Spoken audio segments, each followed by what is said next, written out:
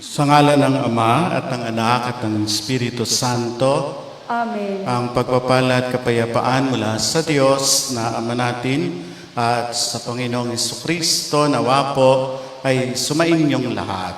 At sumainyo rin. Mga kapatid, sa pasimula po nitong ating banal na pagdiriwang, aminin natin ang ating mga kasalanan. Ipahayag natin sa Panginoon ang ating pangangailangan ng kanyang awa at habag. Tayo pong lahat, inaamin ko sa makapangyarihang Diyos at sa inyo mga kapatid, na lubha akong nagkasala sa isip, sa salita, sa gawa, at sa aking pagkukulang. Kaya isinasamo ko sa mahal na Birheng Maria, sa lahat ng mga anghel at mga banal, at sa inyo mga kapatid, na ako'y panalangin sa Panginoong ating Diyos. Kaawaan tayo ng makapangyarihang Diyos, patawarin tayo sa ating mga kasalanan, at lubayan tayo sa buhay na walang hanggan. Amen.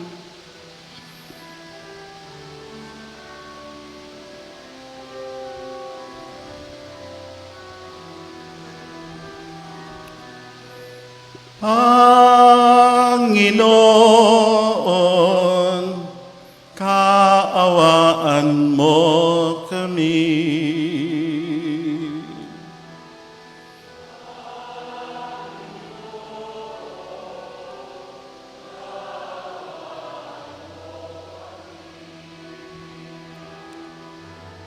Kristo, kaawaan mo kami.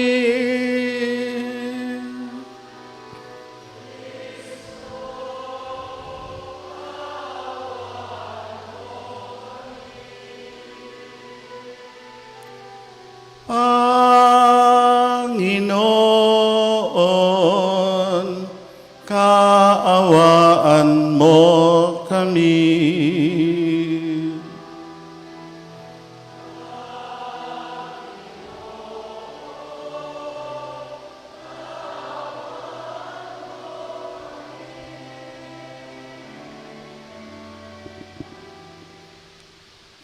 Manalangin tayo.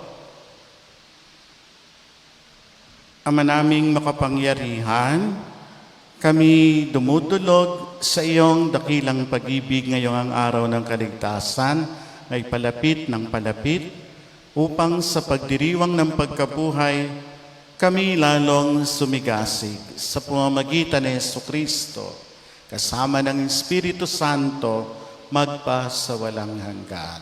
Amen.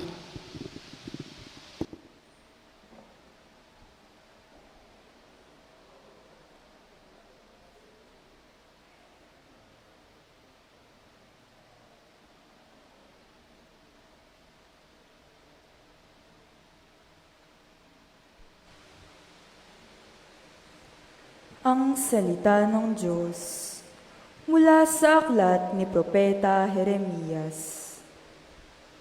Sinasabi ng Panginoon, inutusan ko ang mga tao na sumunod sa akin upang sila'y maging aking bayan at ako naman ang Diyos nila. Sinabi kong mamuhay sila ayon sa ipinag-uutos ko at sila'y mapapanuto. Ngunit hindi sila tumalima. Ayaw nilang makinig sa akin. Sa halip, ginawa nila ang balang maibigan at lubusang nagpakasama sa halip na magpakabuti. Mula nang lumabas sa Ehipto ang inyong mga ninuno, hanggang sa araw na ito, patuloy akong nagsugo ng aking mga alipin, ang mga propeta. Subalit hindi ninyo sila pinakinggan ni pinahalagahan. Nagmatigas kayo at masahol pa ang ginawa ninyo kaysa ginawa ninyong mga ninuno. Jeremias, sasabihin mo ang lahat ng ito sa kanila. subalit hindi sila makikinig sa iyo. Tatawagin mo sila, ngunit hindi ka nila papansinin. Kaya ganito ang sabihin mo sa kanila: narito ang bansang ayaw makinig sa tinig ng Panginoon, kanilang Diyos, at ayaw ituwid ang kanilang landas. Naglaho na sa kanila ang katotohanan at di man lamang nababanggit. Ang salita ng Diyos. Salamat sa Diyos.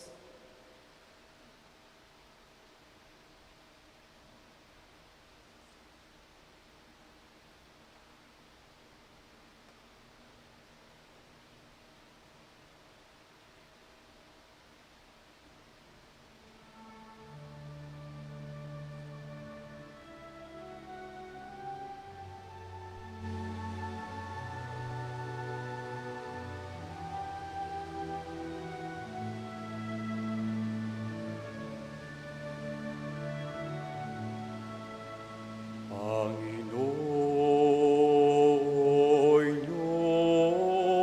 dinggin, huwag niyo siyang salungatin.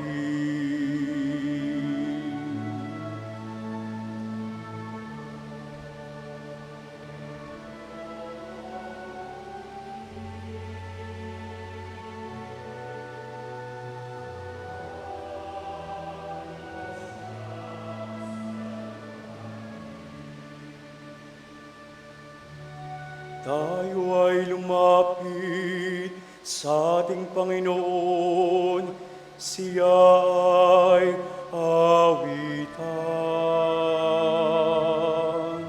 Ating papuri ang batong kublihan, nating kalakasan.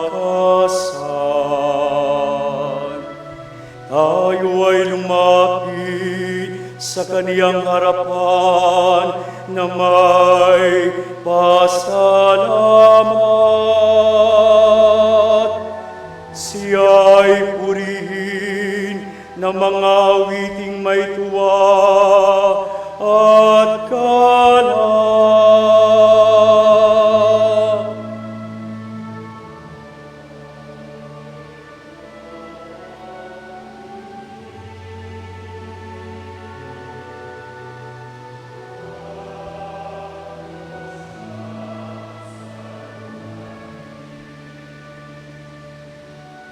Tayo ay lumapit sa kaniya at sumamba at magbigay galang. Lumuhod sa harapan itong Panginoon sa ating lumalang.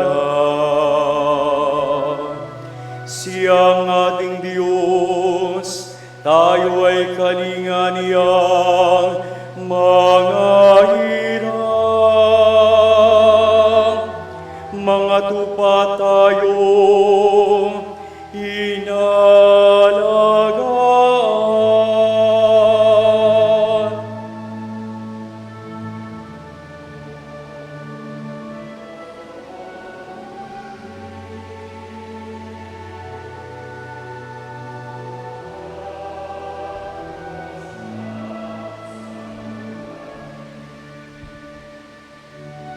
Ang kaniyang salita ay ating pakinggan, iyang inyong puso'y huwag patigasin tulad ng ginawa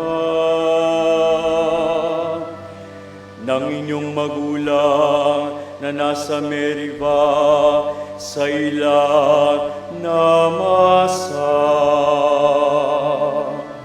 Ako ay tinukso, doon ay sinubo ng inyong magulang. Bagamat nakita na aking ginawa, silang nakinabang.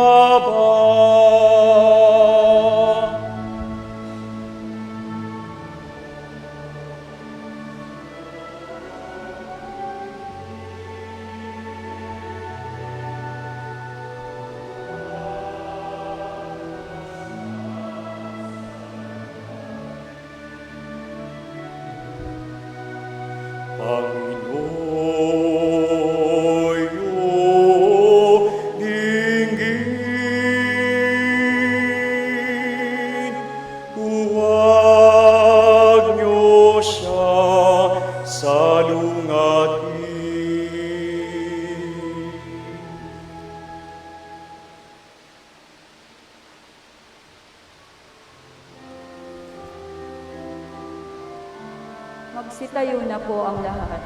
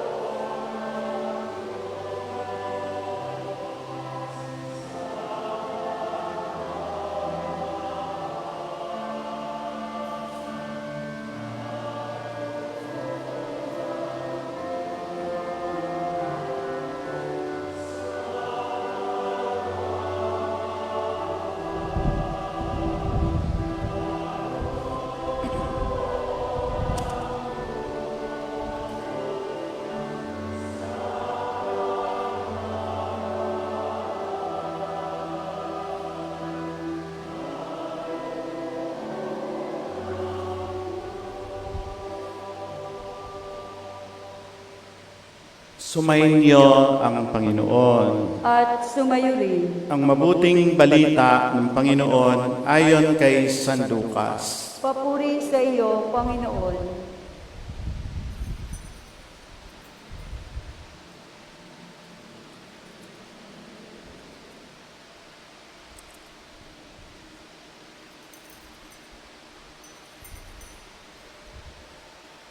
Noong panahong iyon, pinalayas ni Jesus ang isang demonyong sanhi ng pagkapipi ng isang lalaki at ito'y nakapagsalita na mula noon.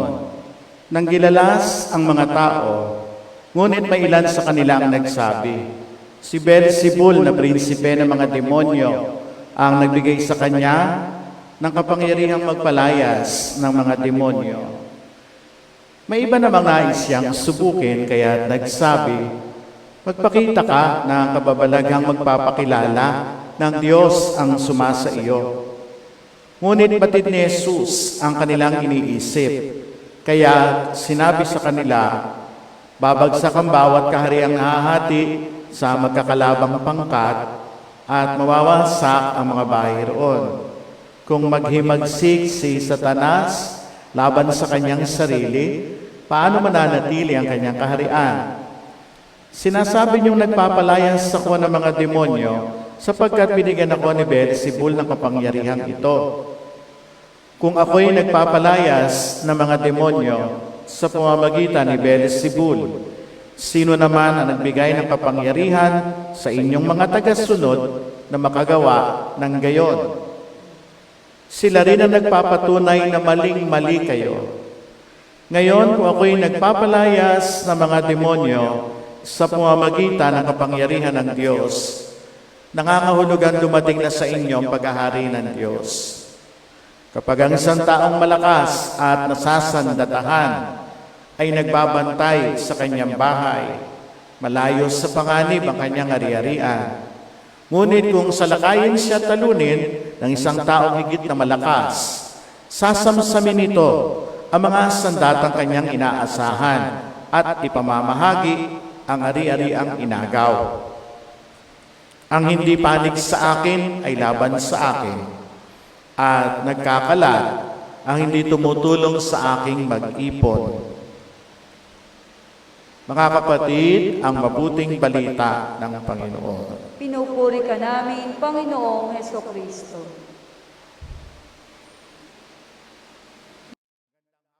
Inaanyahan tayo na magkaroon ng magandang ugnayan, pagkakaisa. At yun din po yung tema sa atin ng ating ebanghelyo ngayon, pagkakaisa. At itong pagkakaisang ito ay nanganganib kapag may pumasok na dahilan ng paghihiwalay. Ito'y walang iba kundi hindi si Satanas, ang Diablo. Kaya nga narinig po natin, pinapalayas siya ng Panginoon. Dahil ganun palagi ang gawain ng Panginoon. palayasin ng dyablo. Dahil sinisira niya yung pagkakaisa. Sinisira niya yung pagkakabuklod. Kaya nga ang ibig sabihin ng salitang dyablo, diabolic, he who divides. Yun ang kabaligtaran sa Panginoon, sapagkat ang Panginoon ay sign of unity. Kaya pag sinabing diabolic act, ang ibig sabihin nun, ang gusto nun paglalayo, ang gusto nun paghihiwalay, ang gusto nun pagkakagalit-galit, ang gusto nun pagkakanya-kanya. Ayaw ng Panginoon sa paghihiwalay. Ayaw ng Panginoon sa pagkakagalit, kaya nga palagi niyang hinahangad pagkakaisa. Yun ang isang, yun yung kanyang napakatanda na po ng panalangin. Dun sa mahabang Ebanghelyo ni San Juan, 17 kabanata, ang title po nung mahabang chapter na yun ay The Priestly Prayer of Jesus, na kung saan ang layunin ng Panginoon doon at dinarasal niya, Ama, maging isa nawa silang lahat, kung paanong ikaw at ako ay iisa. Kaya nga po, sa hulihan ng ating Ebanghelyo, narinig natin ang sinabi ng Panginoon, ang hindi panig sa akin ay laban sa akin, at nagkakalat ang hindi tumutulong sa aking mag-ipon. Dalawa ang ibig sabihin ng term na nagkakalat, depende sa pronunciation. Nagkakalat at nagkakalat. Nagkakalat, ibig sabihin nagdudumi. Nagkakalat, nagkakahati-hati. At ang gusto ng Panginoon, tumulong tayo sa Kanyang mag-ipon. Tumulong tayo na tipunin natin ito. Kaya po, napakahalaga po nung ating pagdiriwang ngayon, napaghahanda po ninyo para sa inyong ika-75 taon na pagkakatatag bilang parokya.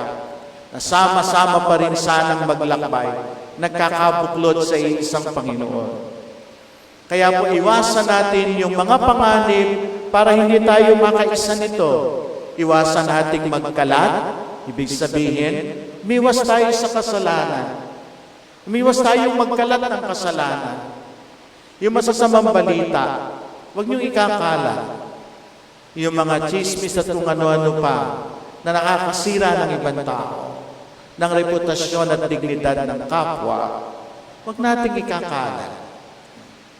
Kung ano man yung karumihan, sa halip na ikalat natin, sikapin nating linisin at ipunin para sa Panginoon.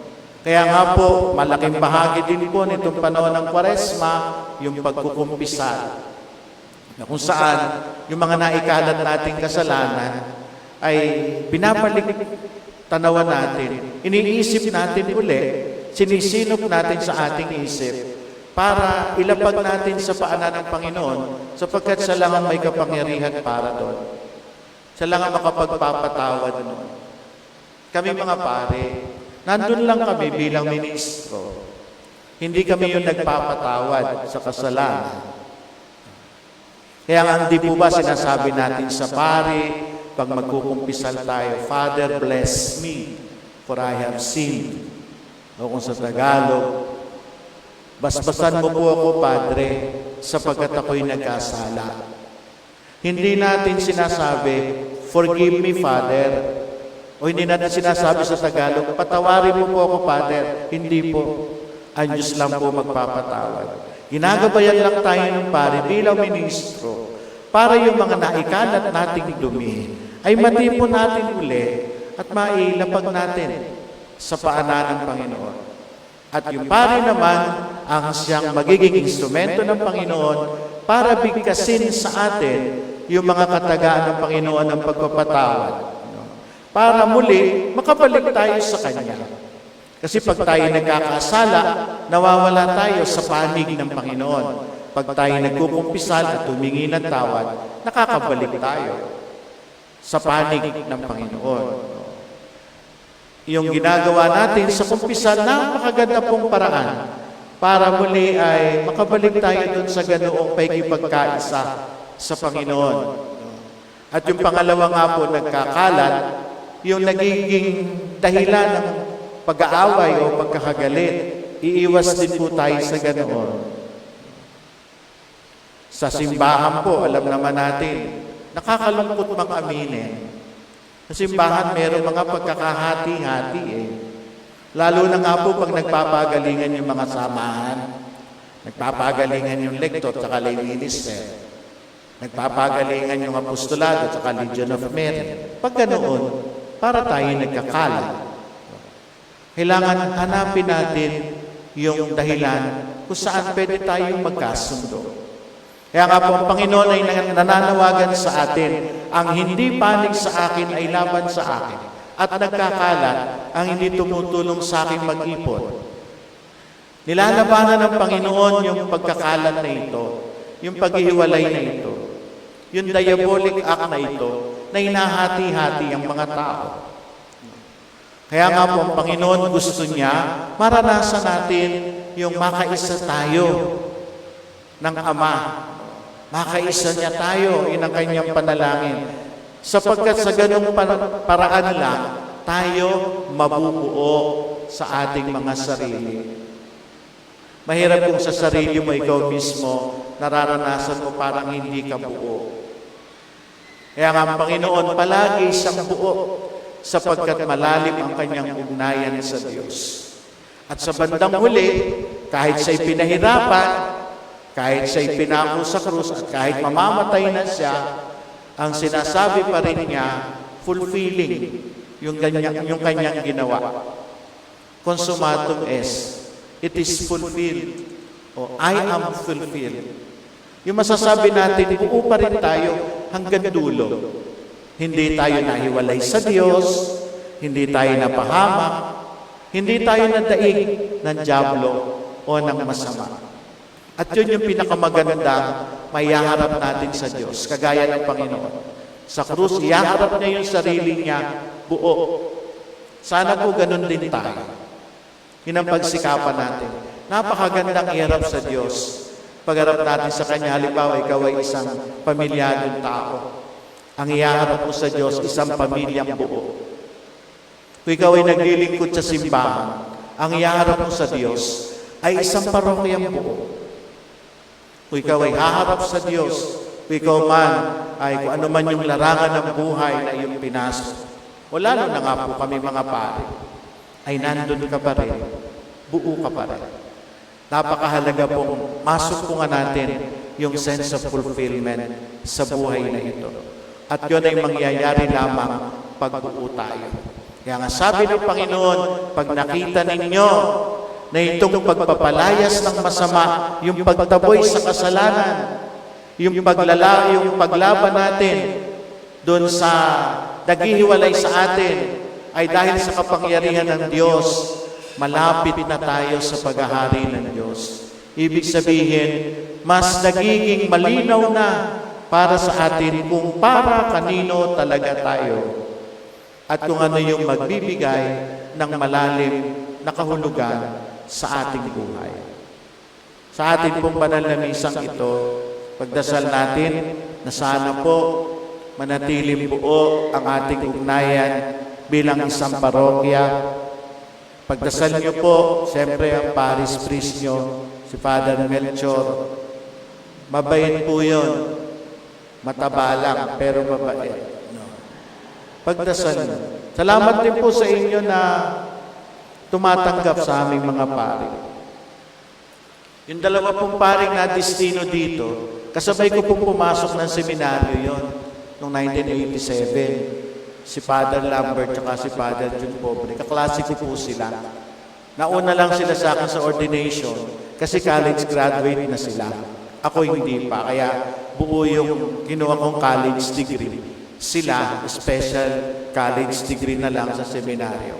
Pero sabay-sabay kaming pumasok. Salamat po sa inyong pagtanggap. Kung merong mga dahilan para magkabahagi, labanan po natin yon.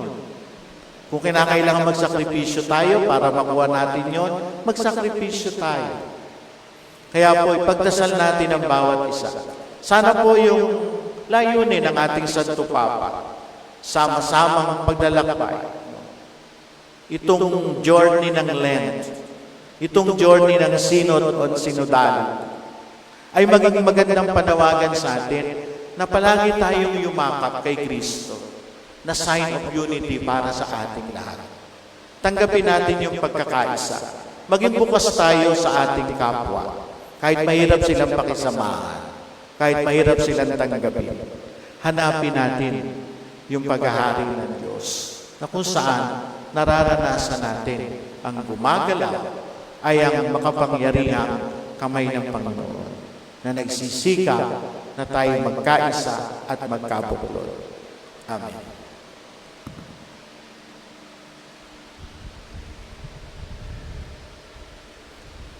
Magsitayo po ang lahat. Habang tayo ay natitipon kay Kristo na nangingibabaw sa lahat ng kasamaan, buong pagtitiwala tayong lumapit sa Ama, taglay ang ating mga kahilingan, atin pong idalangin. Panginoon, dinggin mo ang aming panalangin. Panginoon, dinggin mo ang aming panalangin.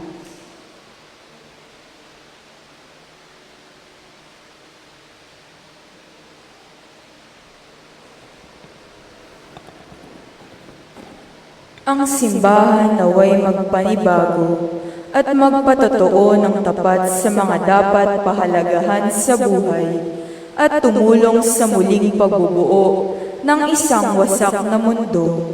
Manalangin tayo sa Panginoon. Panginoon, dinggin mo ang aming panalangin. Ang mga Kristiyanong mananampalataya naway magkaroon ng tapang na mangaral sa ngalan ni Kristo. Manalangin tayo sa Panginoon. Panginoon, dinggin mo ang aming panalangin. Atin nawang buong pusong itaguyod ang pagtatanggol sa katotohanan at sulungutin ang malikhaing pang-aakit ng kasamaan. Manalangin tayo sa Panginoon. Panginoon, dinggin mo ang aming panalangin. Ang mga may sakit at may kapansanan naway paginhawahin ng pag-ibig ng Diyos na kanilang nararanasan sa pangangalaga ng mga taong kumakalinga sa kanila. Manalangin tayo sa Panginoon. Panginoon, dinggin mo ang aming panalangin. Ang mga namayapa naway tanggapin sa kaganapan ng kaharian ng Diyos. Manalangin tayo sa Panginoon. Panginoon, dinggin mo ang aming panalangin. Sa mga kahilingan pong ito na ating itinutulog sa Panginoon, pag-isahin natin ang ating panalangin, tugunin nawa ng Panginoon ang ating mga kahilingan at ipagkaloob ang kanyang kalakasan at kapayapaan. Manalangin tayo. Panginoon, dinggin mo ang aming panalangin. Ama naming makapangyarihan, sa paghahandog namin ng mga panalangin, pinasasalamatan ka namin dahil sa iyong anak na tumubos sa kasalanan at kamatayan, na nabubuhay at nagahari magpasawalang hanggan. Amen. Pag-aalay.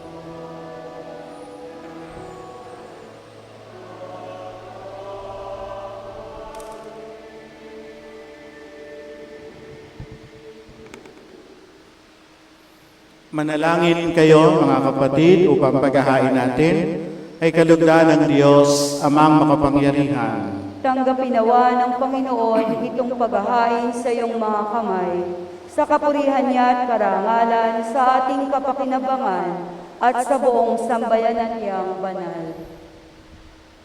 Ama naming lumikha, upang iyong kalugdan ang aming mga alay, dalisayin mo kami sa lahat ng kasalanan, at huwag mong ipahintulot na kami masilaw ng kinang ng mga huwad na kaligayahan. Kung hindi itaguyod mo kami ng aming makamta ng iyong pangakong gantimpalang lantay. Sa pamamagitan ni Kristo, kasama ng Espiritu Santo, magpasawalang hanggan. Amen. Sumayin niyo ang Panginoon. At sumayo rin. Itaas sa Diyos ang inyong puso at diwa. Itinaas na namin sa Panginoon. Pasalamatan natin ang Panginoong ating Diyos. Marapat na siya'y pasalamatan. Ama naming makapangyarihan, tunay niyang marapat na ikaw ay aming pasalamatan sa pamamagitan ni Jesucristo, naming Panginoon. Minarapat mo ang pagtitiis para sa naghihirap ay maging tagapagpahiwatig ng pasasalamat na aming inihahain ngayon sa iyong hapag. Ang iyong anak ay uli ng tagabigay ng pagsasalungan sa mga nagugutom at mga nauuhaw.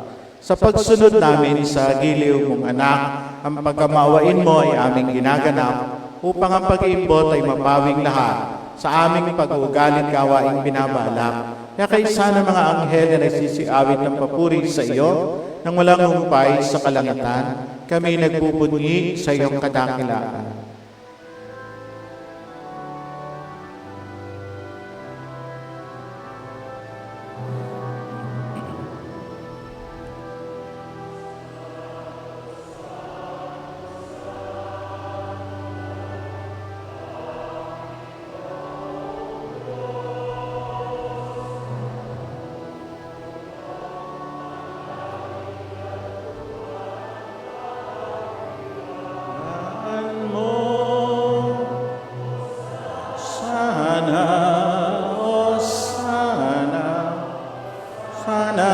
Sa kaitaasan,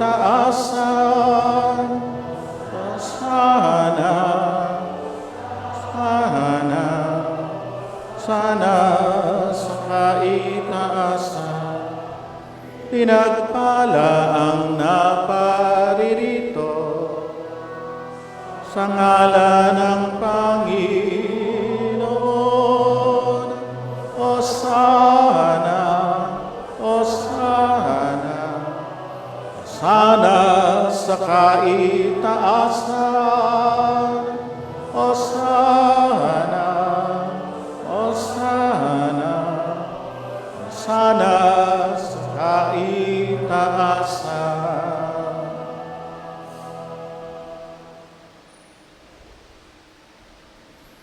Ama naming banal, ikaw ang bukal ng tanang kabanalan. Kaya't sa pamamagitan ng iyong Espiritu, gawin mong banal ang mga kaloob na ito upang para sa amin ay maging katawan at dugo ng aming Panginoong Jesucristo. Bago niya pinagtiisang kusang loob na maging handog, hinawakan niya ang tinapay, pinasalamatan kanya, pinaghati-hati niya iyon, iniabot sa kanya mga alagad at sinabi, tanggapin ninyong lahat ito at kanin. Ito ang aking katawan na ihahandog para sa inyo.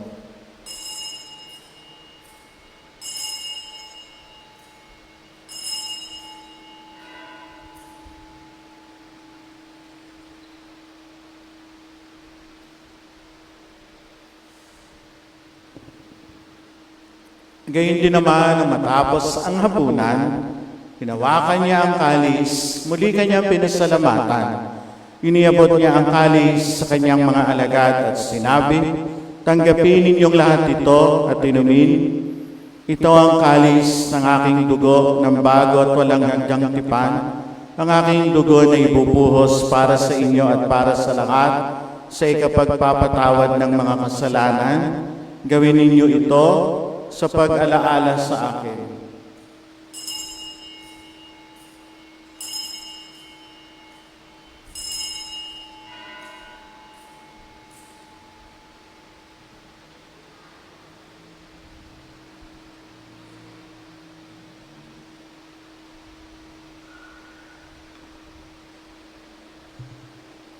Ang misteryo ng pananampalataya.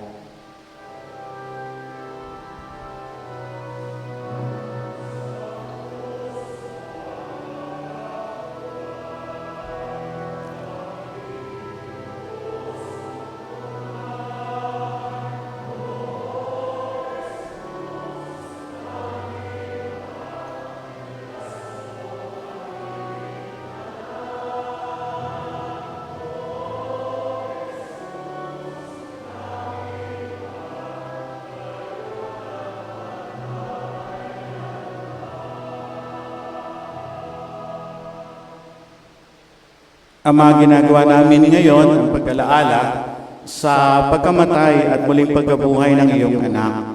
Kaya tiniaalay namin sa iyo ang tinapay ng buhay, ang kalis ng kaligtasan. Kami nagpapasalamat dahil kami iyong minarapat na tumayo sa harap mo para maglingkod sa iyo. Isinasamo namin kami magsasalo-salo sa katawan at dugo ni Kristo ay mabuklod sa pagkakaisa sa pamamagitan ng Espiritu Santo.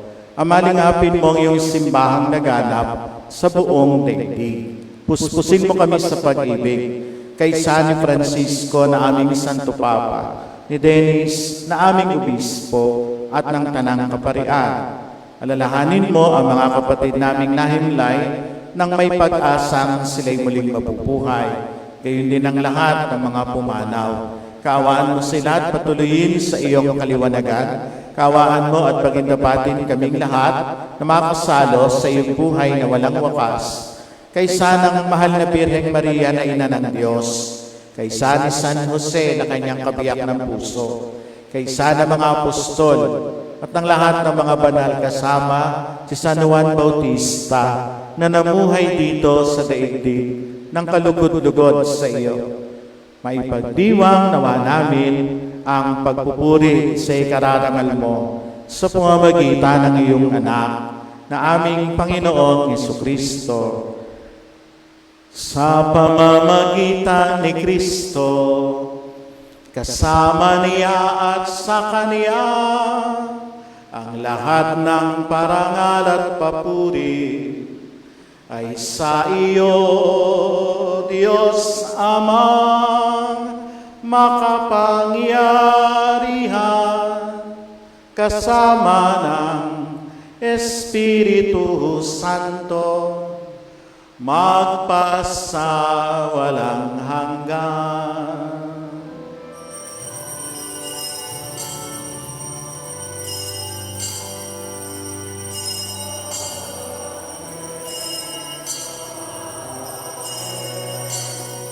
Amen.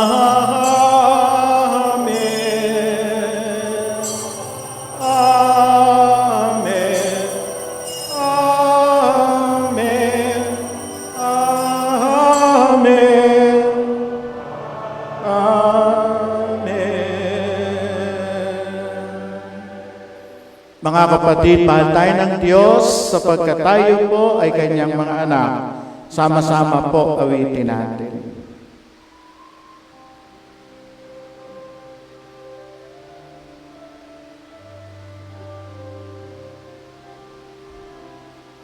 Ama namin, sumasalangit ka, sambahin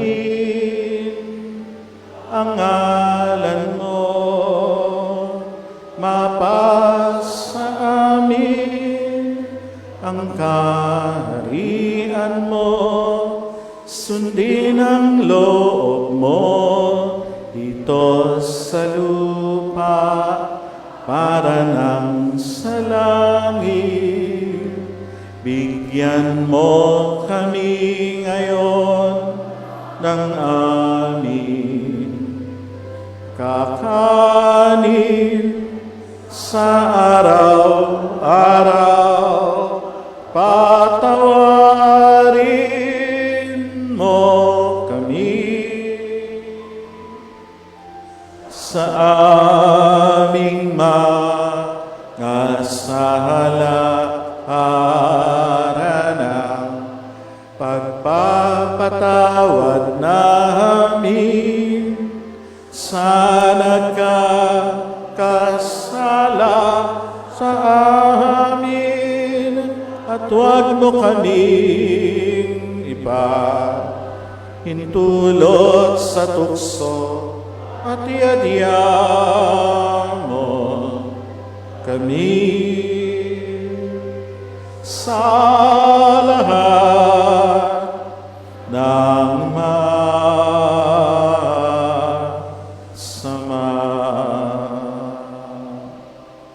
Hinihiling namin kami iadya sa lahat ng masama.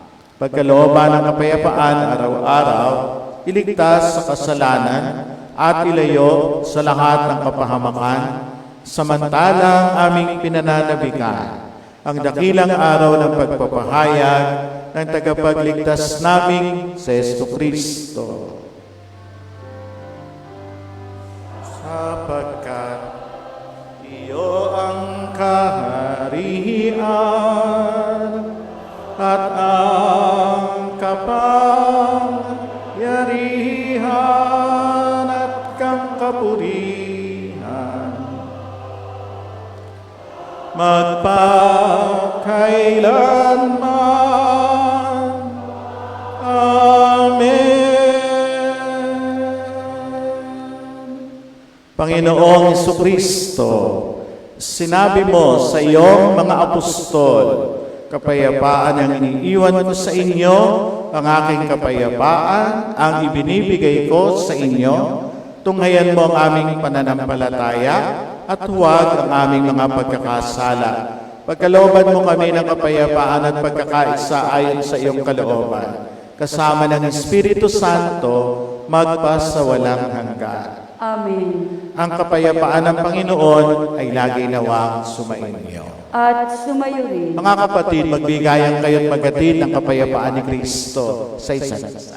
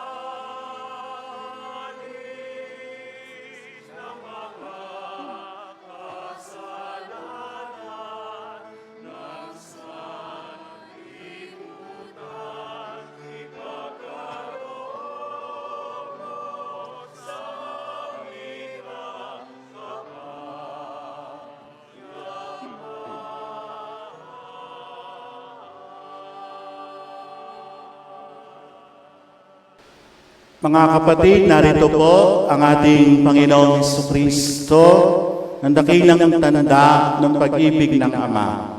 Tanggapin natin siya at purihin sa kanyang banal na piging. Panginoon, Panginoon, hindi ako karapat-dapat na magpatuloy sa iyo, ngunit sa isang salita mo lamang ay gagaling na ako.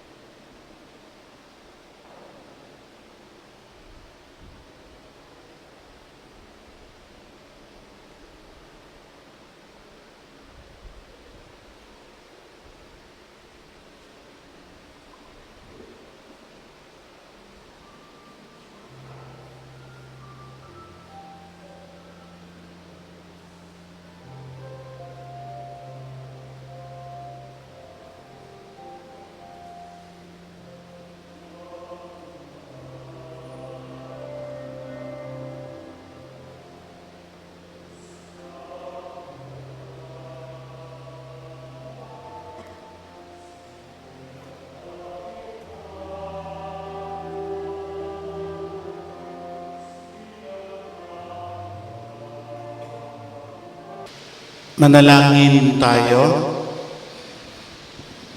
Ama naming mapagmahal, kami pinapagsalo mo sa banal na pakikinabang ay iyong tulungang maisaloob at maisakatuparan ng iyong pagliligtas na aming ipinagdiriwang sa pamamagitan ni Kristo kasama ng Espiritu Santo magpa sa walang hanggan. Amen. Sumayin niyo ang Panginoon At sumayin niyo at rin. nawa po pagpalain kayo at ingatan ng ating mapagmahal na Diyos, Ama at Anak at Espiritu Santo. Amen. Humayo kayo sa pag-ibig at kapayapaan Kristo. Salamat sa Diyos. Purihin natin at palakpakan ng Panginoon.